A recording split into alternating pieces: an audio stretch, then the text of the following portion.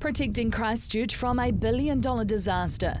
Environment Canterbury's flood protection work at the Waimakariri River is halfway through its decade-long construction. It's very significant because it essentially keeps the bigger floods out of Christchurch and Kaipoi. The $40 million project protects against the risk of major flooding. The primary banks are designed for a 1 in 500 year flood, which is in the order of 5,500 cumecs.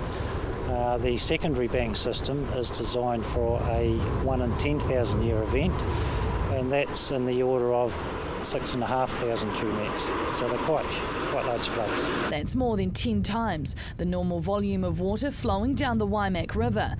Using more than 16,000 tonnes of rock sourced from Oxford in this 1.2 kilometre stretch, workers are building a rock lining. On this particular project, yes, the rock is going through the river berm, and that is to stop the river eroding the berm back to the stop bank. The stop bank is on our left here, not very far away, so the rock will stop the erosion of the berm and protect the bank. Barely visible once completed, most of this project will be hidden underground. Most of it you won't see, you'll just see a little bit of rock on the surface, but it's still there in case it needs to do its job to stop the erosion.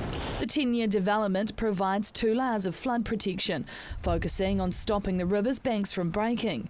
But it's unbalanced. Environment Canterbury owns the land bordering the south side of the river, allowing a secondary bank to be put in place collecting floodwaters and diverting them to the Waimakariri River should the primary system fail. On the north side, we don't have that option because most of the land is freehold land, and therefore to balance up the level of protection on both sides, we're upgrading the north bank stop banks,